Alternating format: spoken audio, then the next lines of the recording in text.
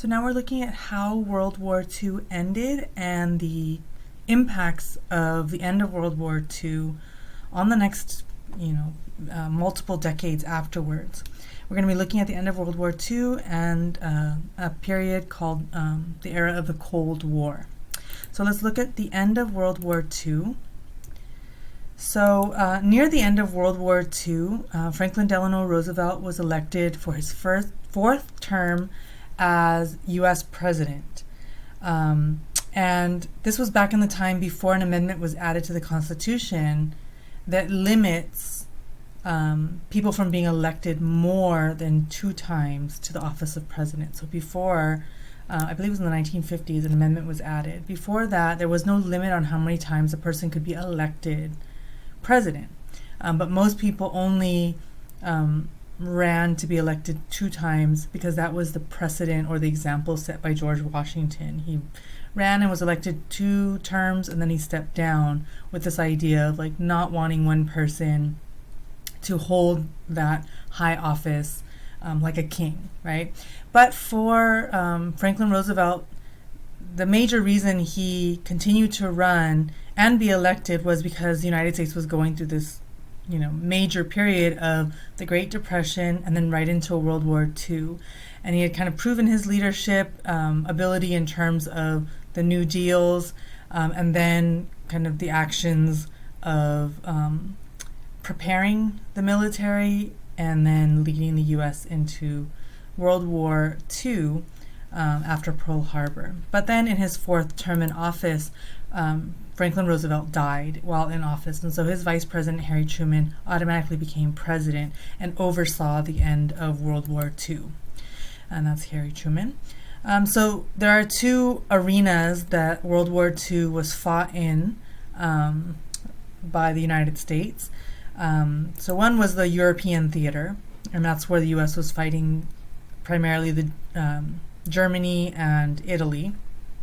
But then eventually, with U.S. involvement in the war, you have the Nazi surrender and the collapse of the Nazi government. But of course, once the Nazi government surrenders and liberation forces come in to occupy the places that had been ruled over by the Nazi regime, the full extent of Nazi policies on not only the Jewish population, but as I mentioned, all of those other marginalized groups that were targeted by the Nazi government kind of came to light. And so the Holocaust was exposed in terms of, its systematic rounding up and, imprisonment and murder of people, right? So you have about 6 million Jewish people, along with around 4 million people that were deemed undesirables as being the reason why they were targeted. So ethnic minorities like Slavs, people who are Roma, also known as gypsies, but that's not what the Roma call themselves, gay men, the disabled, political and religious dissidents, as I mentioned before, right? And so an interesting thing, though, is that as people were being liberated, because being gay was still against the law in the United States, and it was against the law under the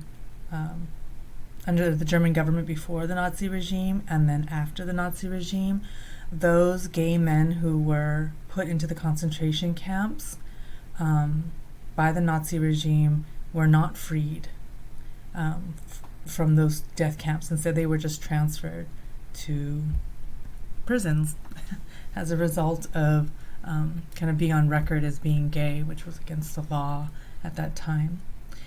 In the Pacific Theater, even though the Nazi government surrendered, Japan did not. So on the Pacific front, you have Japan continuing war with the United States. And of course, the United States during World War II had been investing in the Manhattan Project. Remember that top secret project to try to build the first nuclear weapon, the first atomic bomb. Well, when the Nazis surrender, the U.S. finds that the Nazis did not get to the point of developing an atomic bomb, but the United States had. And the United States first tested that nuclear bomb, a nuclear weapon, in Alamogordo, New Mexico, right? And so they detonated an atomic bomb there, and they saw the intensity of it. And then they decided they were going to use this bomb on Japan. The U.S. dropped atomic bombs on 2 civilian centers, Hiroshima and Nagasaki.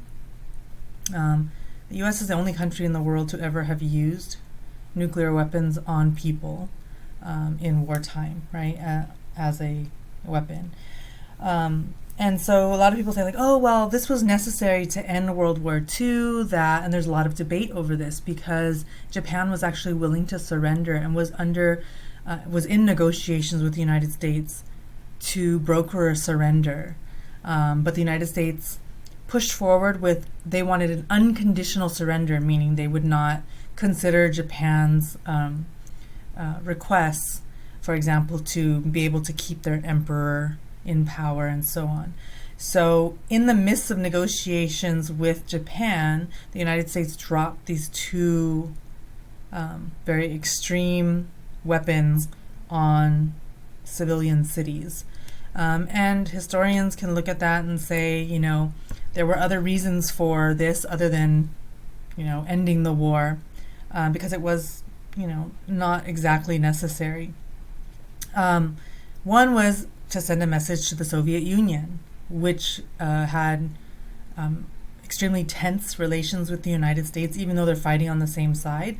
The USSR, or Soviet Communist Russia, and the United States were often butting heads over who got to call shots on what was happening in World War II, and just in politics in general. But it is the Russian army, the Soviet Russian army, who lost the most number of soldiers in World War II, and yet they had very little say in what was happening while the United States was kind of leading the charge. So they were kind of sending a message to the Soviet Union, like, recognize who's in charge, right? It's this whole game of, like, these major powers in the world, fighting each other for who's most powerful, like, and they're fighting it on, like, the backs of everybody else, right? And so that's what we have here, this dropping of these 2 bombs on Japanese civilians as kind of like political theater, like here's a demonstration of our power, right? And the U.S. also had spent a lot of money and time and effort into developing this weapon and wanted to demonstrate it, with the United States being the first to use an atomic bomb. So they detonate it in New Mexico, and then for the first bomb is detonated in New Mexico, the second and third are dropped on people in Japan. Immediately after the dropping of the bombs on Hiroshima and Nagasaki, Japan surrendered because most of the world had never seen such a thing as an atomic bomb, right? And the magnitude of its destruction, and it just wiped out huge swaths of each of these cities. And not only at the very center, it incinerated people and buildings and everything, but you also had kind of like the peripheral layers. As you moved out from the center where the bomb was dropped, you had not only like immediate deaths in the center part of the bomb, but moving out, you had people who had, head to toe severe burns. People had skin falling off of them. People had, radiation exposure, developed illnesses almost immediately, right? Tumors all over their bodies. Just a horrifying scene for many people, and they couldn't kind of grasp what had happened. So Japan surrendered. With the dropping of these bombs at the end of World War II, what we have is the opening of the atomic age in the world, where this atomic bomb and nuclear weapons, and more specifically nuclear warfare, is going to shape the next 5 decades of how people live on Earth very extremely. And then even today we still live in the shadow of this, fear of nuclear war, and this apocalyptic kind of World War III. So when World War II ends with, and the way that World War II ends with the dropping of these bombs by the United States, what we have then is immediately following the end of World War II is an era known as the Cold War. All right. And what the Cold War era was is an era in which you have a Cold War. What a Cold War is, in contrast to a hot war is one we're used to in terms of the idea of what a war is, right? Like two or more sides fighting against each other using, militaries and weapons and battlefields and everything. A Cold War is where you have two or more nations or sides in a conflict, but it's not open warfare. Instead, you have political hostility via threats, propaganda, and restrictions, right? So like if we look today, for example, the United States and North Korea are engaged in a Cold War, or the United States and Iran have had a long-standing Cold War. The United States, and we can even say Cuba, has a history of a Cold War, right? Where, we get a certain vision of what it's like for people in that country. We have an idea of how their government is run, and it's usually negative, right?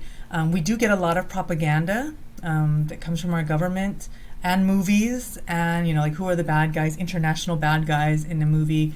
It often aligns with who we're in a Cold War or a hot war with. And then you have like restrictions, like embargoes, sanctions, and so on. So like, for example, the US and Cuba did not have open trade or travel for a long time, and it barely is kind of lifting in some regards, right? But that's a Cold War. The Cold War, with capital C and capital W, is specifically talking about this period of time after World War II, from 1945 until 1990, when Soviet Russia, communist Russia, collapses, right? But that 45-year period, and even dragging on after that, we're talking about intense conflict between the United States and Russia, right? And it was kind of couched in terms of capitalism versus communism, or like freedom versus, oppression. But again, that's from the US perspective. If we go to the Soviet Union, they have a whole other kind of propaganda machine about what the United States is like, right? And how people are oppressed in different ways in the United States versus Russia. And there's huge ideological differences, but ultimately, if we look at the Cold War, the US versus the USSR, or the Soviet Union, what we're looking at is two empires, two modern-day empires who are kind of in a race to sway the rest of the world towards supporting them, right? And so you have this race as World War II ends, and you have a big shift of colonies moving towards independent countries. You have the countries that lost World War II lose their colonies, and now their colonies are kind of like up for grabs or struggling with independence, like Korea, like Vietnam, right? And then the US and the Soviet Union are both gonna like race to like, slide in there and be like, hey, come to our side, and and here's the incentives for that. And what you end up having is the US and the Soviet Union in a Cold War against each other, but literally fighting hot wars on the ground through other people's countries, right? So it's a Cold War when we're talking about the US and the Soviet Union didn't openly like meet on a battlefield and fight each other. But let's say Soviet Union chose North Korea and the US made and chose South Korea, and then funded those two armies to fight against each other, right? The US would do that in Vietnam. They would do it in Central America as well, kind of choosing to, dividing the people and then funding the two sides that are fighting against each other. So the effects, so World War II has these huge effects on how this Cold War plays out. As I mentioned, Italy, Germany, and Japan all were colonizing powers, right? And so when they lose World War II, their former colonies now are, kind of like experiencing a vacuum of government. Like, okay, so who's in charge now, right? So if Korea used to be a Japanese colony and now the Empire of Japan has fallen, does Korea get to be an independent country or what, right? So there's like this sense of like, okay, so is this European empire age collapsing? What's going to replace it? There's a lot of talk about bringing freedom to all of these old colonies, right? And again, we're going to see the hypocrisy of the United States saying, Hungary should be free from the free to rule itself, or the Soviet Union should not take over Ukraine or whatever, the Czech Republic and rule over it. At the same time, the United States, again, was still holding Puerto Rico and Guam and so on, right? But there's going to be this propaganda of, we want democracy for the world, and that's why we have to get involved in these places. Not only does this Cold War play out in these, colonial lands around the world, it actually goes beyond that, right? You also have competition between the United States and the Soviet Union in the nuclear race in terms of developing nuclear weapons, but also using nuclear power. So you have nuclear power developing in the United States and alternative forms of power. Same thing in Russia, which is why you end up like with Chernobyl and nuclear accidents here in the United States as well, and in different territories. So there's like this race to see who can build the largest arsenal of nuclear weapons. And then it leaves Earth and it becomes a space race as well. And this is when NASA is created, as the US finds out that Russia is kind of pioneering space exploration, and is like intending to go to the moon, maybe he's going to colonize the moon and Mars or whatever it is, but the US has to beat them. And there's no rhyme or reason as to why the US gets the right to do this, but Russia doesn't, and so on. It's just kind of like, we're good and they're bad, and so we should have the right to do these things and not, them. It's imperialism, it's colonialism in a different form, right? Is that there's a sense, it's manifest destiny, it's all those things that allow an empire to be built. So in the aftermath of World War II, you have the U.S. get very quickly involved in rebuilding the places that were destroyed by war, right? And the purpose of this is to beat out Russia in their offering of help, right? So the President Truman and Congress pushed the Marshall Plan, in which the U.S. is going to provide $13 billion of financial and technical assistance to rebuild Europe. Right, so like all of Europe was destroyed after World War II, or all of Europe that was destroyed by World War II. The U.S. is going to move in, bring in troops, bring in funds, bring in technology and supplies and resources to help rebuild. And the goal of that is to sway, let's say, a new Germany towards an alliance with the United States, to sway a new Italy into an alliance with the USA, and to keep them away from turning socialist or communist and then aligning with Soviet Russia. So this was all part of the US's policy of containment. This was the policy during the Cold War, that the US could take whatever actions were necessary to contain the growth of communism and the growth of Soviet influence on the world, right? And then this was always couched in terms of, well, we have to do this because of democracy.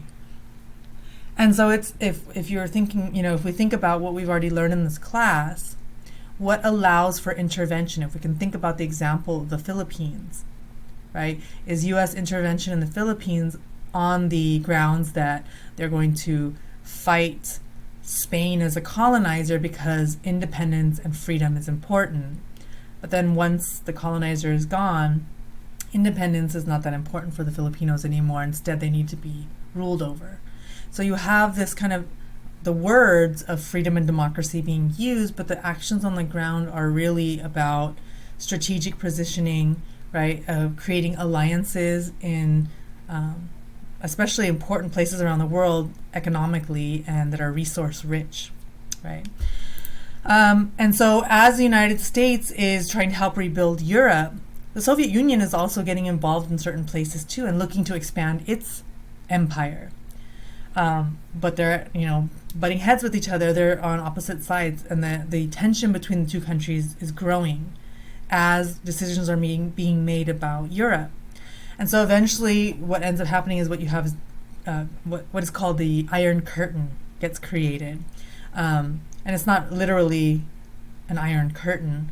It's the metaphorical name for kind of like this wall of secrecy that divides what eventually becomes Western Europe, which is aligned with the United States, and Eastern Europe, which either is ruled by the Soviet Union or is allied with the Soviet Union. And so you have, again, kind of like if you just rolled out a map of Europe, who gets what, right? And so just kind of like we might say we have a curtain, kind of an iron curtain between us and North Korea, right? Is that like, the idea of like there's spies that go back and forth and we don't really know what's going on over there, and all decisions are made kind of secretly, and then, everything is suspect. It's kind of the same kind of idea. The Cold War played out on global stages, right? It's not just like I said, the U.S. and the Soviet Union. They're getting involved in like almost every place on the earth, and it's like, are you with us or with them? Are you with us or against us? Every place, right? And so they both kind of get involved in all these newly developing countries and new efforts and new elections and new governments, and the U.S. and the Soviet Union are kind of having a watchful eye over everything that's happening. And the U.S. is intent on steering these new countries away from communism. But the U.S. is not alone. The U.S. has its allies, right? And together, the U.S. and its allies create NATO. And NATO is the North Atlantic Treaty Organization, created in 1949 to create an alliance against the Soviet Union and the spread of communism. This is part of the Truman Doctrine, which is like kind of a speech that President Truman made, that the U.S. is no longer going to isolate itself or be neutral. The U.S. is going to take decisive action in the world to support free peoples and free nations. And he described this era as the epoch of American responsibility. But it's really kind of almost a recycling of what we heard Theodore Roosevelt talk about, in terms of not being weak in the, and going out and, being the guardian over our little brown brothers to bring American democracy to these places. A major part of this policy of containment was this domino theory that political scientists touted at this time, with this idea that if the United States was not vigilant and out there kind of policing where communism was growing, wherever there might be a socialist people's movement growing, if the U.S. didn't intervene and they let one country fall, then that country would act as like a domino in a row of dominoes, and it would become like one domino after another falling down, one impacting another, one setting an example for all the others, and then before you know it, American democracy would be gone, right? And so this was like very kind of fear-mongering, right, in the rhetoric of the government, like making everyone kind of really afraid, like everything you know and love is going to be taken away. But you have to remember, on the Soviet Union side, it was the same thing, right? There was like this intense like fear and hatred being peddled about the American bourgeoisie, and how they were like oppressing the workers, and that people were suffering from like racism and lack of rights and lack of health care and all these things, right? And it's just using kernels of truth on both sides and then spinning them towards kind of provoking fear. I want to switch gears a little bit and talk about some of the impacts of the Cold War on the domestic front here in the United States. So for the Cold War to be fought, there are a number of ways that Native Americans were actually impacted. So we're going to look at Native American lands and the growth of what we can call urban Indians as coming out of this Cold War era. So as the Cold War is developing, the United States is looking for ways to decentralize its power sources and and to protect its power grid and to look for alternate forms of power aside from fossil fuels and electricity. They're going to build a highway system so that you have multiple means of transporting goods and people and so on. So as the United States is kind of devising these new strategies, they began looking at new power sources and turning towards nuclear resources, right? Developing nuclear power plants. But not only nuclear power plants, you're going to have also water power and later hydropower. Water power is hydropower, and solar power, and then wind turbines later on. All of those will be used to help diversify our power sources. But we start first with hydropower. And for there to be hydropower, you had to build dams, right? And so dam projects were funded heavily during this time with the argument that this was necessary to fight the Cold War. But also to provide agricultural irrigation, right, just to strengthen agricultural development with less dependence on other countries, and then also to build more industrial and manufacturing power. But to build a dam and to reroute traditional waterways, surprise, surprise, ended up impacting the most vulnerable groups of people. Many of the rivers that were chosen to be rerouted and the places where dams were going to be created often had adverse effects on Native Americans. So many dam projects ended up flooding Native American settlements. The Lakota, Sioux, Cheyenne settlements all over were affected. People were forcibly removed from reservation lands. Reservations were,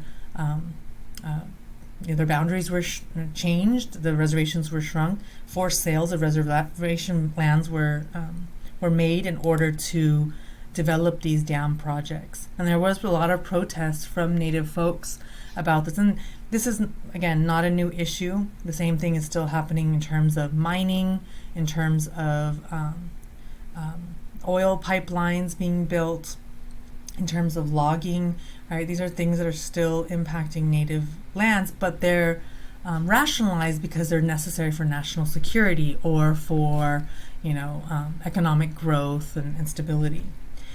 So you have dam projects affecting Native people, but also directly related to the nuclear industry. Uranium is needed for, the creation of nuclear power and nuclear weapons. And huge stores of uranium were found on Native lands. Just like there were gold rushes and silver rushes on Native lands, now there was this rush for uranium, but not in terms of settlers coming in and mining for that. It was corporations contracted by the U.S. government who are now going to start mining on Navajo and Lakota lands. And the problem with this, of course, is when you're mining, especially uranium, which is toxic, when you're mining, you're loosening up these deposits, and then they can get into the groundwater and poison the groundwater sources, right? And that's exactly what happened. So they started these uranium projects on these reservations, and they sold it to the Navajo and Lakota people. Again, not asking permission. This is what's going to happen. That we're kind of like eminent domain. We're going to take this land and mine it for national security purposes. But they also said this is also a great opportunity for you guys because in these mining projects, we're going to hire Native miners. Well, the reason for that is because they were still doing experiments on the impacts of uranium on human beings. And so they studied the impacts of this on Navajo miners who ended up having high rates of cancer, but not only the miners, people living on the Navajo reservation and depending on that groundwater, digging wells into groundwater that was now contaminated with uranium, but not telling the people of those risks. Instead, letting the impacts occur and then studying the impacts. In order to free up even more native land for use during this time period, the United States in 1952 passed the U.S. termination policy, which was meant to try to shrink down reservation populations and relocate people from native reservations to urban areas. And so what the U.S. government did was essentially say, okay, go to the reservations, which were very economically depressed places, right, which had very few opportunities, and say, okay, look, the government's offering you this opportunity. The U.S. will give you a one-time payment of anywhere from like $200 to $400 and a one-way bus ticket to the city of your choice in exchange for you signing off your rights to belonging to the nation and any claims to reservation lands. And about 200,000 Native people did this, seeing this as an opportunity for one, cash, which was scarce, and two, the potential for educational or job opportunities in the city.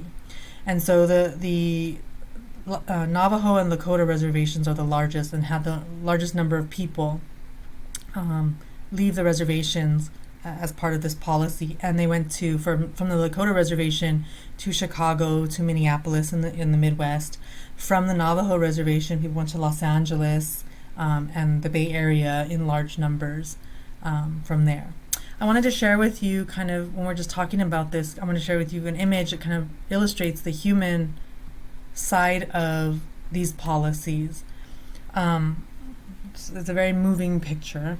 But this is a photograph from 1948. And in this photograph, you see the man sitting at the table is the Secretary of the Interior. So the Department of the Interior oversees natural resources and like the national parks and all of that, and oversees relations with Native American nations, right? So you have the Secretary of the Interior, who deals with relations with Native people.